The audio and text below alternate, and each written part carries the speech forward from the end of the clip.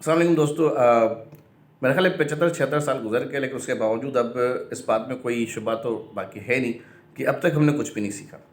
ہماری سیاست، ہمارا سیاسی ماحول جو ہے وہ ایسا ہی رہے گا. میرا خیال ہے کہ ہماری سیاست، ہمارے یہاں سیاست ہوتی ہی نہیں ہے. جو ہو رہا ہے وہ مذاق ہو رہا ہوتا ہے. کل اچانک راو انور صاحب جو کہ ایس پی کے عہدے پہ ہوتے ہوئے ایس ایس پی کہلاتے تھے، گریڈ ان کا کم تھا، وہ اپنے سے اوپر گریڈ کی، شاید وہ ان کی کوئی قابلیت کا کوئی ٹیکنیکل ایشو تھا جس میں وہ پروموٹ نہیں ہو سکتے تھے. اس کے باوجود وہ ایس ایس پی کہلاتے تھے، اور ایس ایس پی بن کے ایک ہی جگہ پہ مستقل ایک لمبے عرصے تک بغیر ٹرانسفر کے، بغیر کسی دوسری پوسٹنگ کے وہاں پہ سرو کرتے رہنا. انہی کا ایک وتیرہ ہے جو ان کے اوپر کمال مہربانی تھی، مہربانوں کی جو ان میں مہربان تھے. ان پہ ایک بہت بڑا مقدمہ بھی یہاں پہ کراچی میں ہوا. کراچی میں ان کے حوالے سے بڑے معاملات ہیں، کوئی زمینوں پر قبضے کے حوالے سے، لوگوں کی بیجا قتل و غارت انڈر وہ کراچی میں کیا کہتے ہیں، کوئی انکاؤنٹر کاپ کے نام سے مشہور بھی تھے کہ انکاؤنٹرز ان کے بہت زیادہ تھے. وہ لینڈ گریبنگ کے معاملات، زمینوں کے معاملات، سہولت کاری کرنا، ملک ریاض کی سہولت کاری کرنا، باقی دیگر جو لوگ ہیں زمینوں کے حوالے سے، ان سب کی بڑے ان کے اوپر معاملے اس شوٹ ہے.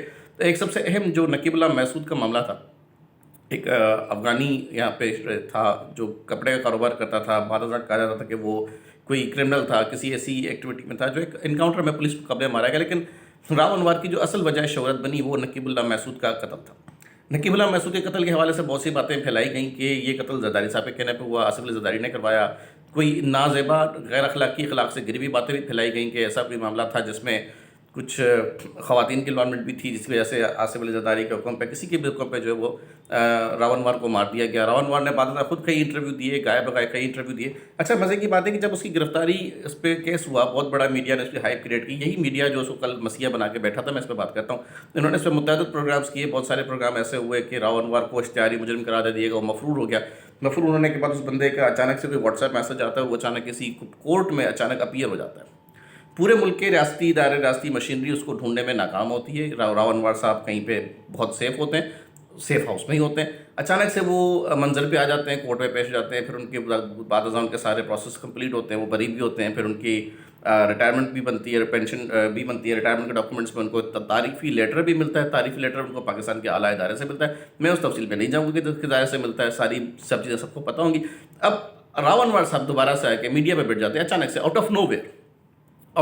راو انوار صاحب جو کہ ایس ایس پی ملیر ہوا کرتے تھے کراچی میں، ریٹائرڈ ہیں، میڈیا پہ آ کے بیٹھ جاتے ہیں. سما ٹی وی پہ شو ہوتا ہے، وہ شو میں آ کے وہی بانگیں دبنگ شروع ہو جاتے ہیں کہ سندھ میں سسٹم زرداری، آصف علی زرداری کے کہنے پہ چل رہا تھا.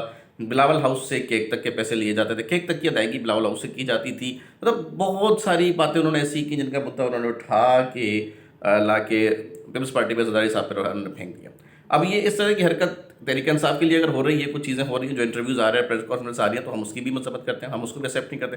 ایسا ہی کوئی واقعہ اگر نون لیگ کے ساتھ ہوتا ہے تو ہم اس کو بھی تسلیم نہیں کرتے.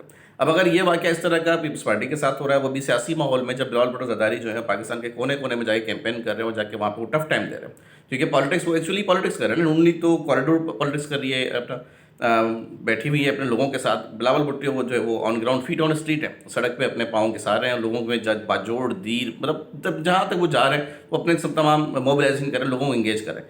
ایسے میں آؤٹ آف نو ویئر جب وہ ایک پریشر کریٹ ہو رہا ہے پالیٹکس کا، بلاول بھٹو زرداری کا، اس پہ اچانک سے آ کے راو انوار جیسے بندے کو لانچ کر دیا جاتا ہے، اور آ کے وہی گھسی پٹی اسکیم، وہی گھسی پٹی باتیں ہیں ساری کی ساری یار، کہ زرداری ایسے، زرداری ویسے. یار دیکھیں، آصف علی زرداری نے پاکستان میں 11 سال جیل کاٹی، زبان کٹوائی، تشدد برداشت کیا، اس کے اوپر اپنے سالے تک کے قتل کا الزام لگا، اس پہ مسٹر 10%، پتہ نہیں کیا کچھ، بمبینو سینما کے ٹکٹس بلیک. اس کے باوجود وہ بندہ پاکستان کی سیاست کی ڈوریں آج بھی چلا رہا ہوتا ہے. ٹھیک ہے، اگر اس طرح کا رویہ زرداری کے علاوہ نواز شریف کے خلاف اپنایا جائے گا تو ہم اس کی بھی مذمت کریں گے. عمران خان کے خلاف جو چیزیں، ہم اس کی مذمت کریں. لیکن سر دیکھیں، پاکستان کی سیاست اس وقت استحکام چاہتی ہے. استحکام پاکستان نہیں چاہتی، استحکام چاہتی ہے. اس کو مستحکم مزاج چاہیے، اس وقت مستقل مزاجی چاہیے. پاکستان میں اس وقت اسٹیبلٹی چاہیے، اکنامیکل پلان چاہیے، ریوائول چاہیے.